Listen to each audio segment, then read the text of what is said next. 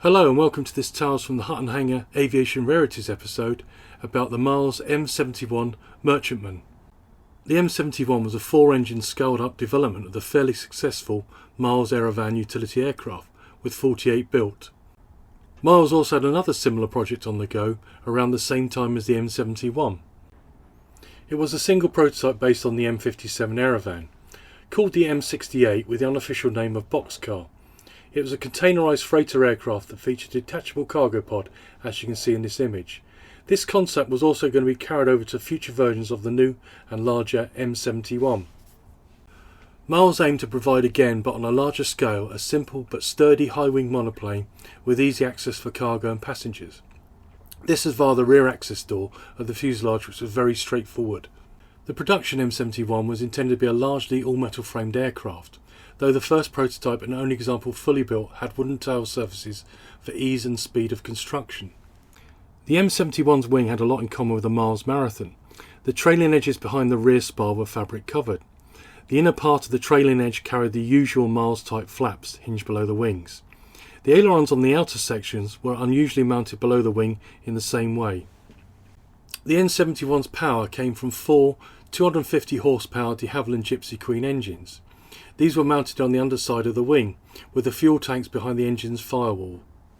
The M71 had a boom with an almost straight leading edge to the horizontal stabiliser, carrying elevators with trim tabs on a strongly tapered trailing edge.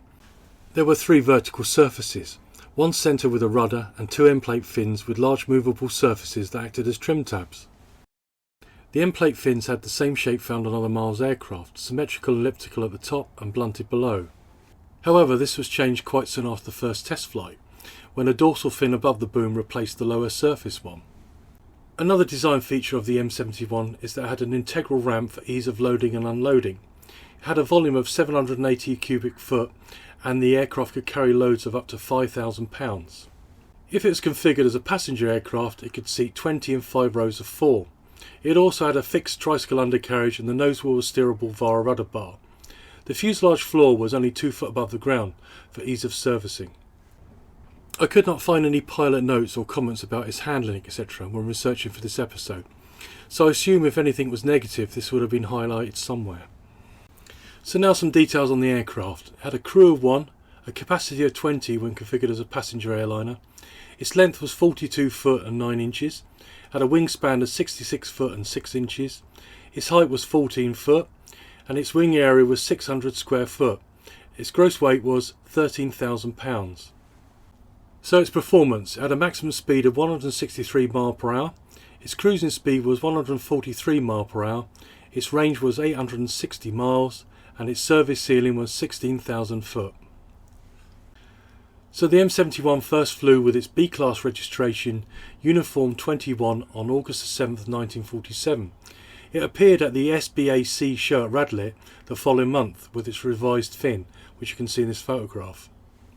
Work at this point was well underway on other versions from what I can make out. Miles had received around 50 combined total orders for twin-engine versions of the M71. And the aircraft were the M71A Merchantman 1 with a conventional fuselage with 2 Armstrong Sydney Cheetah or Avius Leonardis engines, and the M71A Merchantman 2 with a detachable freight container like the Aerovan M68 and also had the same engine options as the Merchantman 1. They also had planned other variants like the M61 and M62, but they never got any further than the drawings. Miles aircraft ceased trading in late 1947 and their assets were taken over by Handley Page. A second prototype was partially completed, but the programme was abandoned by the new owners. So that was the end of the programme. The sole flying M71 Uniform 21 after its last flight in November 1947 was scrapped the next year. Well, I think it was a capable aircraft and had great potential. It's a shame that Miles went out of business because it was a development of the Aerovan, but it did stand alone and deserved its own episode.